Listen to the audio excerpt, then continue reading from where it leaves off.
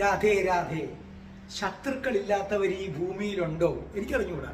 ശത്രുക്കളില്ലാത്ത ഒരാൾ പോലും കാണില്ല എന്നാണ് എനിക്ക് തോന്നുന്നത്.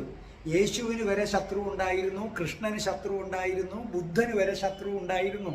അപ്പൊ ശത്രു ഇല്ലാത്ത ഒരാൾ കാണില്ല. എന്നാൽ സാധാരണക്കാരൻ ശത്രു തൻ്റെ മുന്നിൽ കീഴടങ്ങണമെന്ന് എപ്പോഴും ആഗ്രഹിക്കുന്നവരാണ്. ഞാൻ ഈ പറയുന്ന മന്ത്രത്തെക്കുറിച്ച് നിങ്ങൾ കേൾക്കുക. പക്ഷെ ഇവിടെ ഒരു കാര്യമുണ്ട്, നിങ്ങളുടെ പക്ഷത്ത് ന്യായമുണ്ടായിരിക്കണം.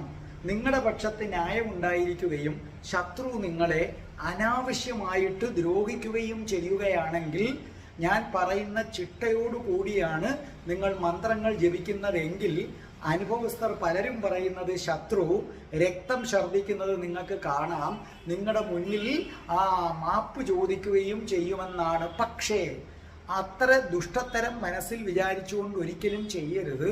നിങ്ങൾ ഈ മന്ത്രം ചെയ്യേണ്ടത് ഇത്ര മാത്രം: ശത്രുവിനെ കൊണ്ട് എനിക്ക് ഉപദ്രവം ഉണ്ടാകരുതേ, അവന് യാതൊരു കുഴപ്പവും ഉണ്ടാകണ്ട, ശത്രുവിനെ കൊണ്ട് എനിക്കൊരു കുഴപ്പവും ഉണ്ടാകരുതേ, അവൻ്റെ ശത്രുതാഭാവം മാറി മിത്രഭാവമാകണേ എന്ന ചിന്തയിൽ നിങ്ങൾ ചെയ്യുന്നതാണ് സ്വാത്വികം എന്ന് പറയുന്നത്. ഇത് നമ്മൾ മറ്റൊന്നുമല്ല, നരസിംഹ മന്ത്രമാണ്, ഉഗ്രമായ നരസിംഹ മന്ത്രം.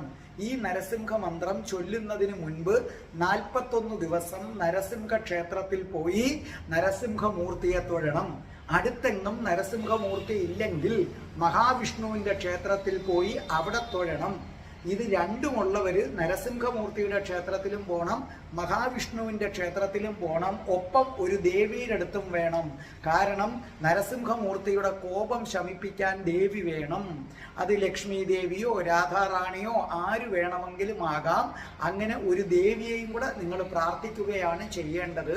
എന്നും കുളിച്ച് വൃത്തിയായിട്ട് രാവിലെയും വൈകുന്നേരവുമാണ്. അതേപോലെ നരസിംഹ യന്ത്രമിട്ടാൽ പാമ്പൊന്നും കടിക്കത്തില്ല, വിഷഭയം ഉണ്ടാകത്തില്ല, രോഗഭയം ഉണ്ടാകത്തില്ല, ശത്രുക്കൾ മാറിപ്പോകും. മന്ത്രം ഞാൻ ചൊല്ലുന്ന അനുസരിച്ച് വീഡിയോയിൽ എഴുതി കാണിക്കും, നിങ്ങൾ നോക്കിയാൽ മതി.